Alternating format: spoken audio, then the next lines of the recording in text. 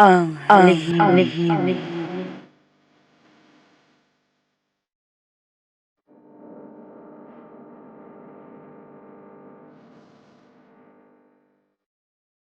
Ako si Sonia, 23 anyos. Dalaga at napadpad lang dito sa Manila. Tubong kapis ako at tumakas lang ako sa amin dahil ipakakasal ako sa lalaking hindi ko naman mahal. Nakilala ko si Ben. Siya ang nagpapasok sa akin sa trabaho. Pero hindi ko alam na plano na niya pala akong ibenta. Akala ko siya na ang makakatulong sa akin. Kaya nangit-ngit sa galit ng kalooban ko. Napaisip ako. Hindi ako makagalit. Kakalma ako. Hindi ako masasaktan. Hindi. Mapipigilan ko pa to. Sa pilitan, ipinasok ako ni Ben. Sa laki ng katawan niya ay wala akong nagawa. Kinakabahan ako at takot na takot. Madilim ang silid at nakakalat lang sa tabi ang mga babaeng lulong sa pinagbabawal na gamot. Diyan ka lang, subukan mong umayaw. Putulan kitang paa. Hindi ako sumagot at kumuyom lang ang kamao ko. Umiyak lang ako at kunwari ay natatakot, pero hindi niya alam. Naglalaro na sa isipan ko kung ano ang kalagim-lagim na kahahantungan niya. Sa isip ko ay pinapatay ko na siya. Napangiti ako nang makita ko siyang naglalakad palabas. Sa kaumusli ang malademonyo kong ngiti. Niling ako sa paligid ng paningin. Tila nagkukulay dugo ang paningin ko. Maghating gabi na. Ramdam kong kilabot ng may humawak na malamig sa paa ko. Umakyat ang kagaspangan ng palad ng kung sino. At nasasamyo ko ang bawat hininga niyang nag-aagaw ang amoy ng alak at sigarilyo. Ben? Ben, parang ahaw mo na. Wag po. Tanging pakiusap ko. Hindi siya nakinig. Patuloy lamang siya sa kababuyan niya.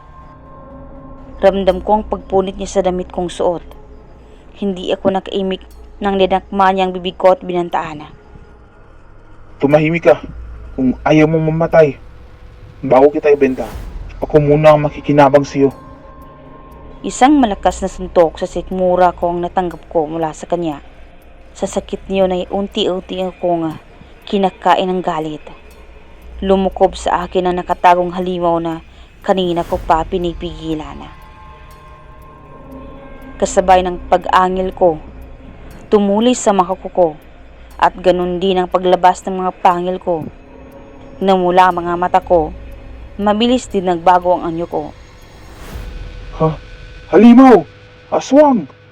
Nahintakutang sigaw ni Bena. Napaatras itong gumapang palayo sa akin. Mas hamak akong malaki kumpara sa kanya, kaya lalo ko siyang sinindak. Umusli ang nakakilabot ng ngiti ko at ganun din ang bangis na pinakita ko. Hindi ko pinatapos ang sasabihin niya. Nang malakas ko siyang binalibag at binalandra. Tumamang katawan niya sa kulungan na siyang pangkulong niya sa mga nabiktima niyang babae. Gulat ang lahat at takot na takot habang nakatingin sa akin. Wala na akong naisip kundi kainin ang laman loob ni Bena. Umaapaw ng halimaw sa kalooban ko na hindi ko na rin matatakasan. Nagmalapatalim ang mga kuko ko. Isang gilit lang sa liig. Tuluyang umagos ang dugo ni Ben mula doon. Hindi ako nakontento. Takam na takam kong winarak ang tiyan niya at wala akong itinira kahit katiting. Ang sarap mo, Ben. Sana pala, kinain na kita noong una pa lang kitang nakilala. Tanging sabi ko nang bumalik na ako sa pagiging normal na tao. Naligo sa dugo. Tinigilan ko na rin ang bangkay ni Ben. Umusli ang ngiti ko nang lingunin ang mga babaeng kanina patakot na takot habang nagkakapana sa isa't isa. Walang salita. Giniba ko at binuksan ang malaking kulungan.